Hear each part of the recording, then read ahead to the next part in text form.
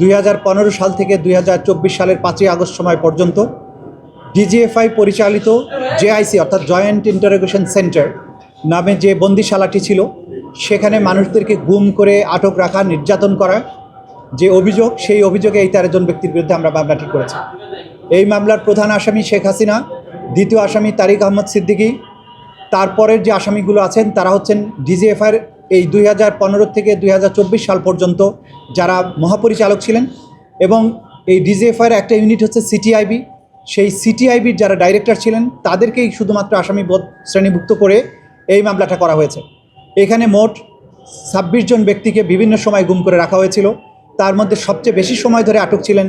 সেনাবাহিনীরই একজন brilliant officer ছিলেন brigadier general Abdullah আমান আজমি সহ আরও 25 জন ব্যক্তি।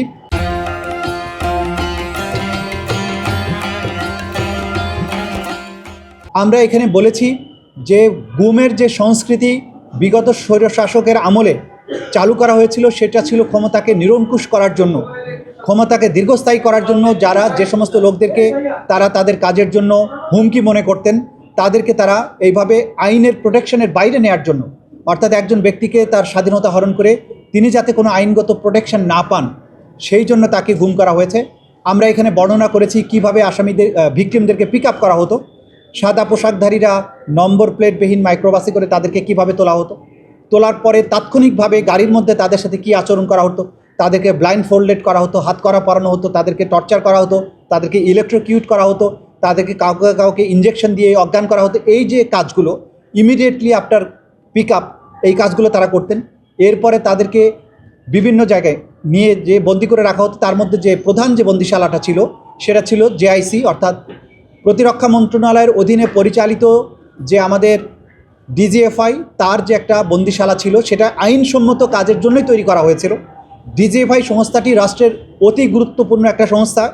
কিন্তু শেখ হাসিনা সরকার এই অতি গুরুত্বপূর্ণ এবং বৈধ একটা সংস্থাকে তার কিছু অফিসারকে এই অপরাধের সাথে সম্পৃক্ত করে তার ক্ষমতাকে চিরস্থায়িত করার চেষ্টা করেছিলেন। আমরা বলেছি যে একটা বাহিনী হয়তো গ্রেপ্তার করতো বা পিক আপের সাথে জড়িত ছিল, তারা আবার গ্রেপ্তার করে বন্দি রাখার জন্য অন্য বাহিনীর হাতে তুলে দিত, আবার নির্যাতন করার জন্য অন্য বাহিনীর কাছে দিত, অনেক সময় হত্যা করার জন্য চতুর্থ আরেকটা বাহিনীর হাতে দিত, কাউকে হয়তো মামলা চালান দেওয়ার জন্য পুলিশের হাতে হস্তান্তর করত। অর্থাৎ এই অপহরণ প্রক্রিয়ার সাথে police, CTTC, DB, DGFI, RAB এবং কোনো কোনো ক্ষেত্রে এনএসআই এবং কখনো কখনো বিজিবিকেও ব্যবহার করা হয়েছে। এই যে রাষ্ট্রীয় বিভিন্ন সংস্থা,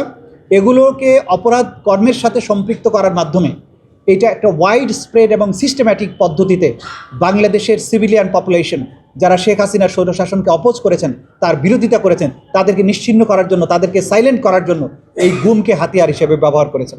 আমরা এখানে আন্তর্জাতিক আইনের প্রভিশনগুলো তুলে ধরেছি যে কিভাবে এনফোর্স ডিসঅ্যাপিয়ারেন্স একটা আন্তর্জাতিক আইনের অধীনে অপরাধ, কিভাবে এটাকে ক্রাইমস অ্যাগেন্সট হিউম্যানিটির পর্যায়ে ফেলা হয়। এই সব জিনিস দেখিয়ে আমরা বলেছি যে এই গুমের মতো ভয়াবহতম অপরাধ করার মাধ্যমে এই আসামিরা বাংলাদেশের মানুষকে যেভাবে সাইলেন্ট করার চেষ্টা করেছেন, সেই অপরাধের বিচার যদি না করা হয়, তাদেরকে যদি বিচারের আওতায় না আনা হয়, যথাযথ শাস্তি প্রদান না করা হয়, তাহলে বাংলাদেশে গুমটা আবার ফেরত আসবে।